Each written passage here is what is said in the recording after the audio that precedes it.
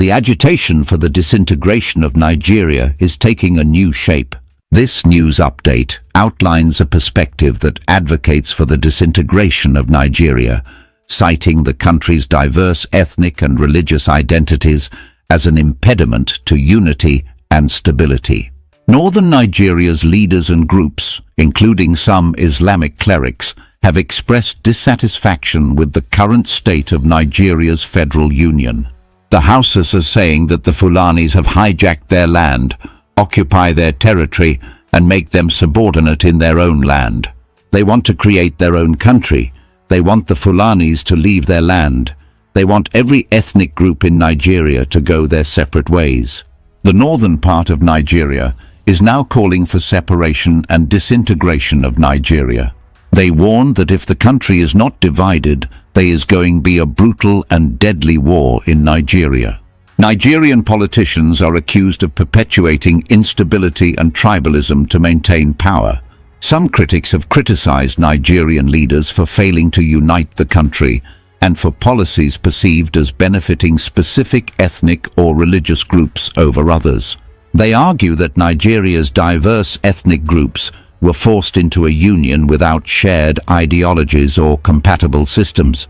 They claim separation would allow each region to address its unique challenges independently, rather than trying to solve collective problems under one nation. References are made to a 2017 ultimatum where some northern groups demanded that Igbo people leave northern Nigeria.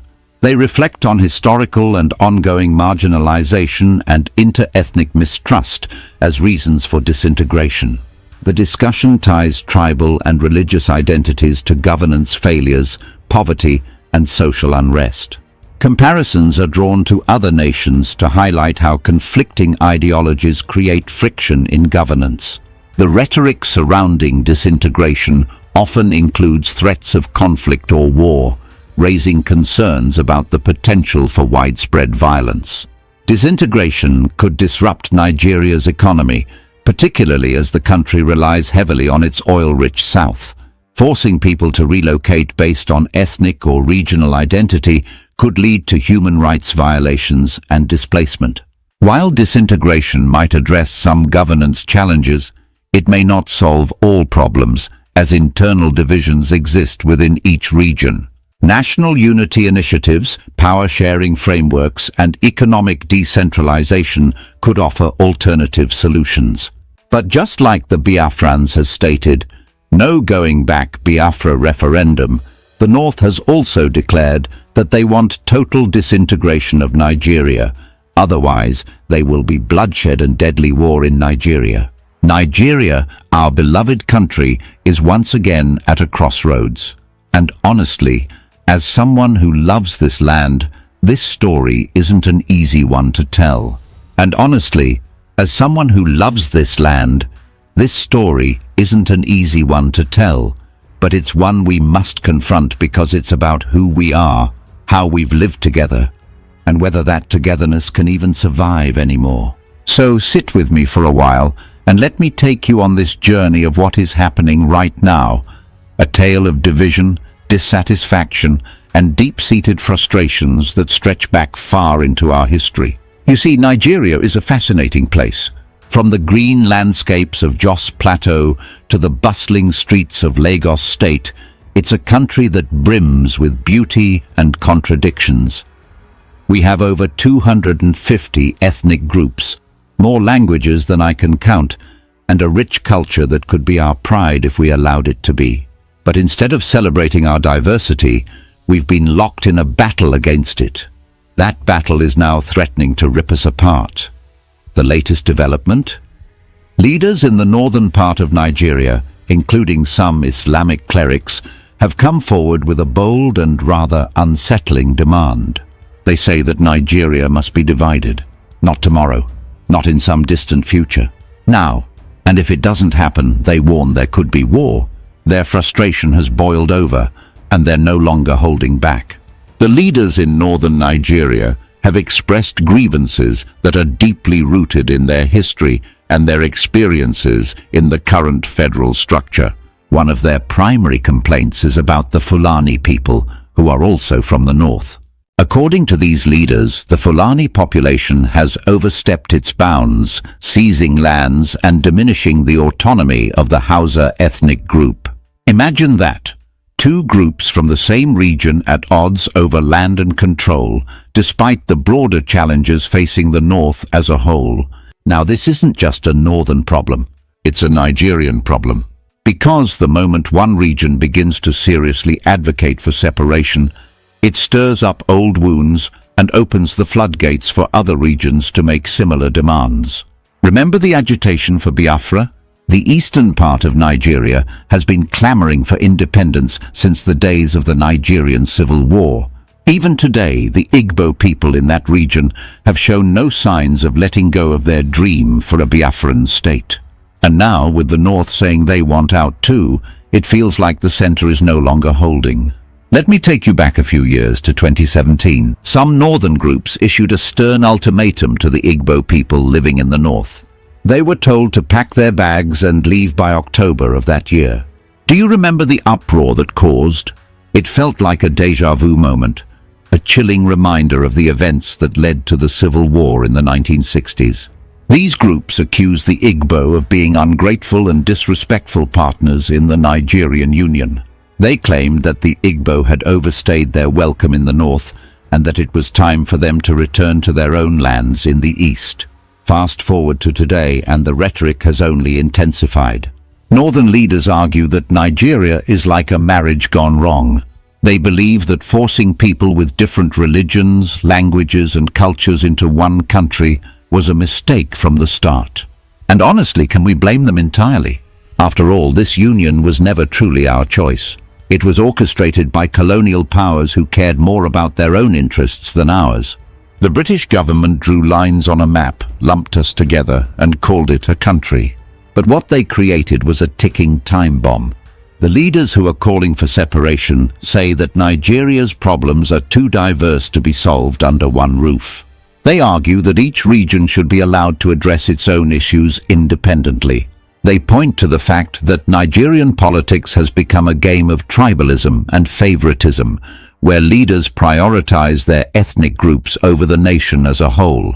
This, they say, is why Nigeria has remained unstable and underdeveloped despite its enormous potential. But let's not pretend this is just about the north. The Yoruba people in the southwestern part of Nigeria have also had their moments of discontent. There's a growing movement among them for the creation of Oduduwa Republic, a nation-state that would reflect their cultural and historical identity. And when you think about it, every major region in Nigeria has its grievances. The Niger Delta in the south-south region, which produces the oil that sustains the country's economy, has long complained about being marginalized and exploited. They see their resources being siphoned off to benefit other regions while their own communities remain impoverished. Now, let's talk about what happens if Nigeria were to divide. It's a complicated picture, and it's not as simple as drawing new borders. For starters, the economy would take a massive hit. Our oil wealth, concentrated in the south-south, is the lifeblood of the nation. If Nigeria breaks apart, how do we share that wealth?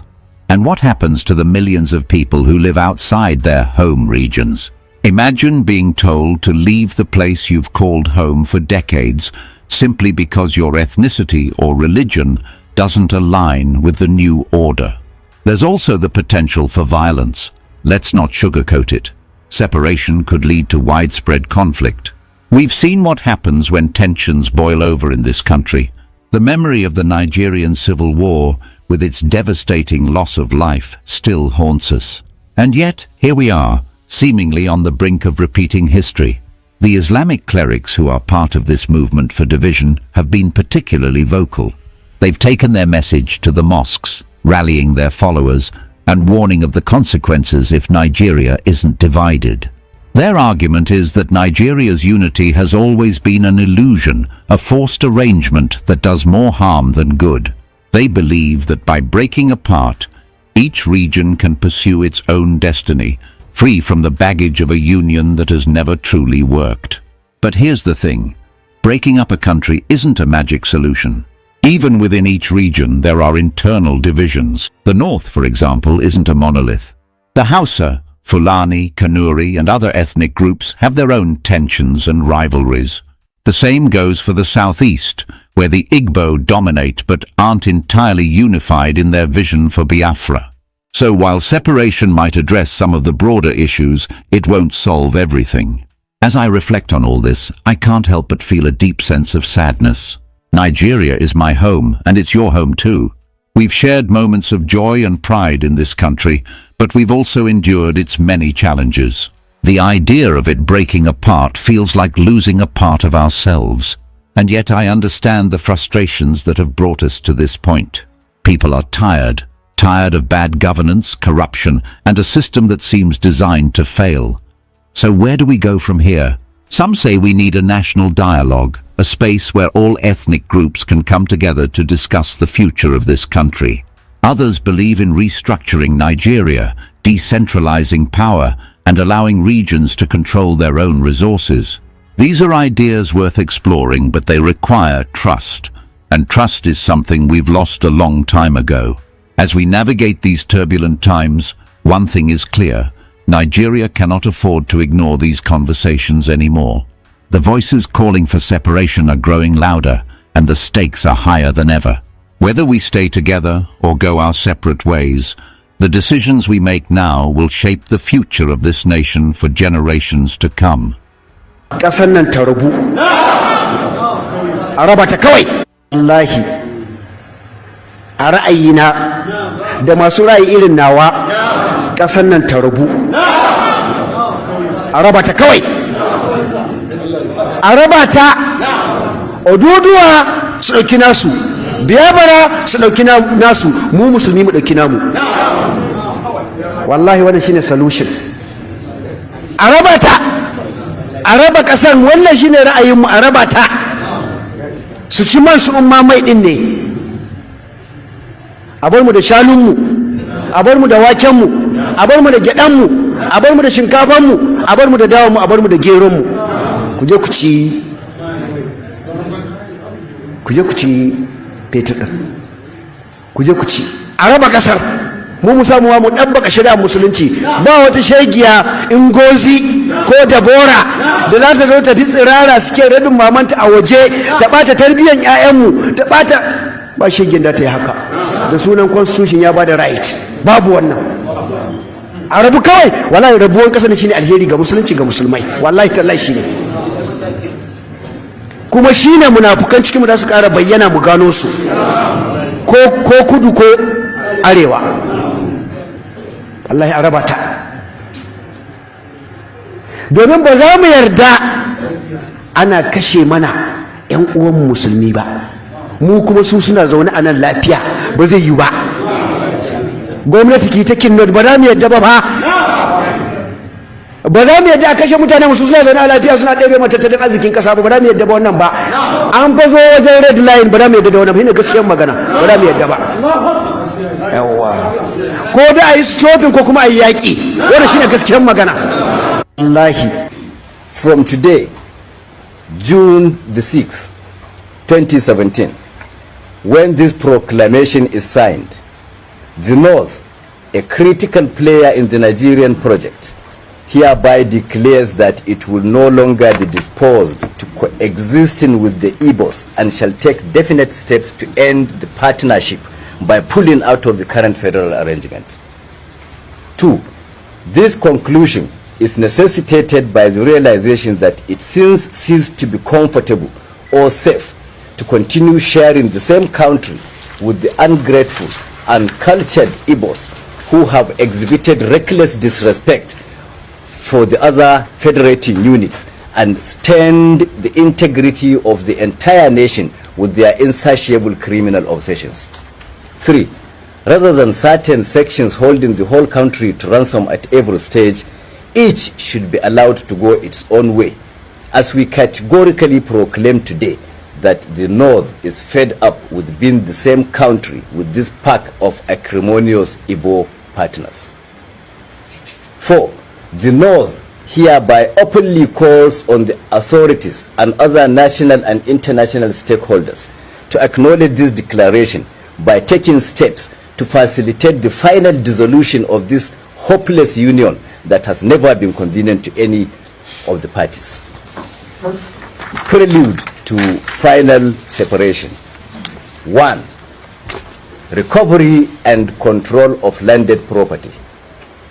As a first step, since the Igbo have clearly abused the unreciprocated hospitality that gave them unrestricted access to and ownership of landed properties all over the north, our first major move shall be to reclaim, assume, and assert sole ownership and control of these landed resources currently owned, rented, or in any way enjoyed by the ingrate Igbos in any part of northern Nigeria.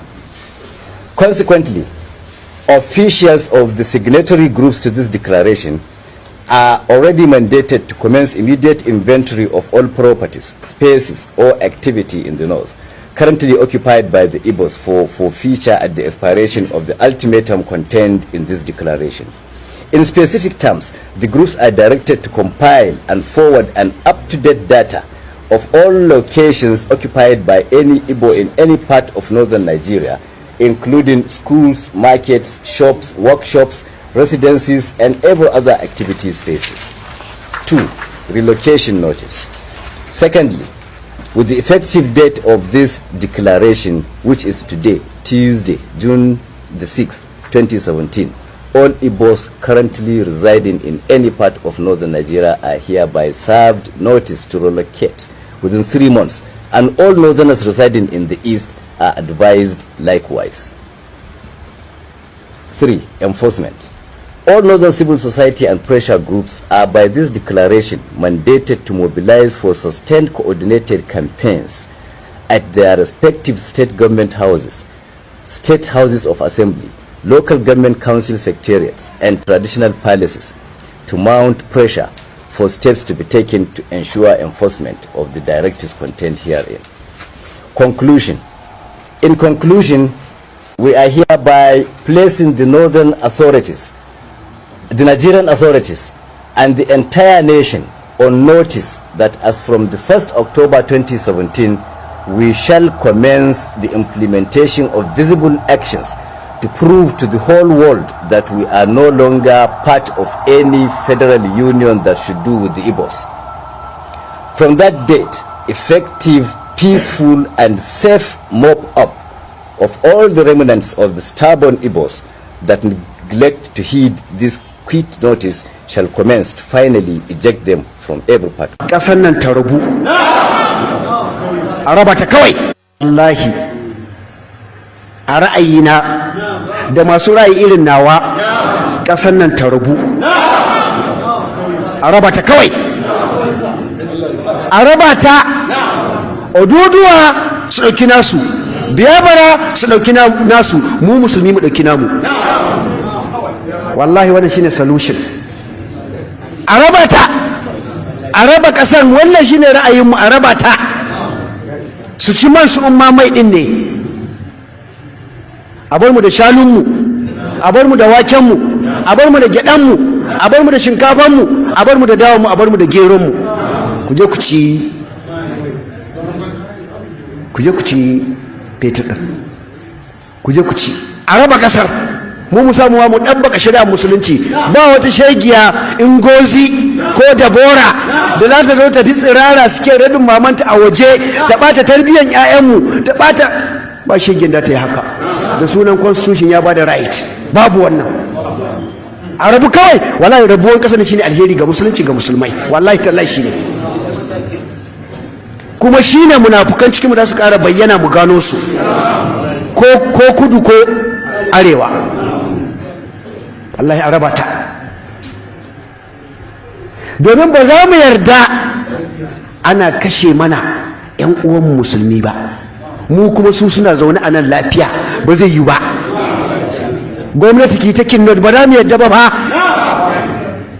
Ba za mu yarda a kashe mutane musu suna zaune a lafiya suna ɗebe mata tattalin arzikin ƙasa ba. Ba za mu yarda ba wannan ba. An fa zo wajen red line, ba za mu yarda da wannan ba. Shine gaskiyar magana, ba za mu yarda ba. Yawwa, ko da a yi stopping ko kuma a yi yaƙi, wannan shine gaskiyar magana. Wallahi. What is going on in the northwest is the Hausa Fulani fight. We don't mention it. That is the bottom line. The Fulani man feels anytime he comes to town, he's molested, he's killed. The Hausa man believes that the Fulani man, using his headsmen, enters his farm and destroys his crops. So it's been a long time, I'm sure you're aware, it's been a long time issue that had not been addressed. So it's a political issue. The difference between Fulanis and the Hausa is that Fulani, they have their own tribe. They have their own language. Yes. The way they speak is different from Hausa. Yes. If you listen to a Fulani man speaking, yes, with the way Hausa man will speak, yes, they are quite different. Yes. But what makes them to become one is that religion. They came with that religion and they said to them they are one. But yes, it's good that religion make you one. But at the same time, if you people say I want, then why, because of the religion, you later become emir in their states. A state that is supposed to be ruled, governed by a Hausa man, when you go to Kano, when you go to Katsina, they even extended to Sokoto. You even go to Kaduna, you will see it's a Fulani man. It's a place that is supposed to be dominated, is supposed to be ruled by the people of that state. By the people of that state, but you will see a Fulani man become. So Fulani man, their play, for me, it's like they betray them. For me, that's for me. For me, it's like they come with a deception. They come and they deceive you people, they give you the religion and they take over the resources of you people. The thing that you're supposed to be ruling, something that is supposed to become dominant for it, they are the one who are dominating it. You can see that Hausa man has never become a president in this country. Why? Because Fulani man, they have been deceiving the Hausa people. We are one because of religion, but they never become president. And Fulani, let me tell you, Fulani are not beggars, to be honest. Yes, let me just say the truth. Why is it that Fulani people are not beggars? It's because they are the one who have been hijacking the treasure of this land to themselves. They are the one who have been accumulating the treasure of this country for themselves. So there are children who are staying in the villages with their cows. They don't beg and they don't marry a lot of women. You never see a Fulani man marrying, having many children like that. But I don't know why they came and they allow the Hausa Fulani, they allow the Hausas to marry, to get more people, to get more population.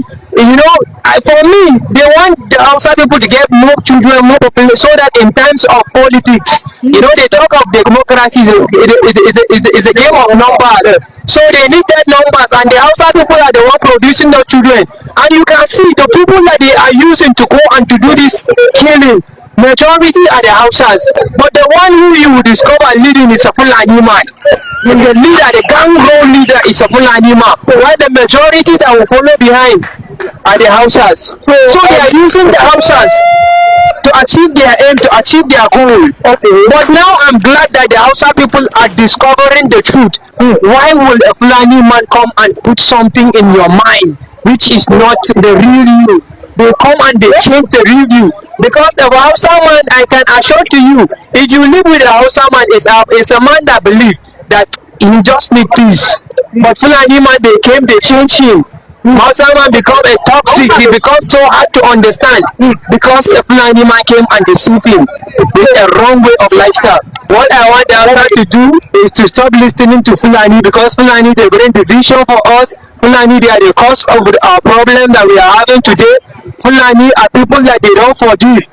Yes, that's what I heard, and I believe it is like that. They can keep something for 100 of years and they will achieve it. Our grandparents used to know that those are people that they don't used to forgive something. When they want something, they must get it.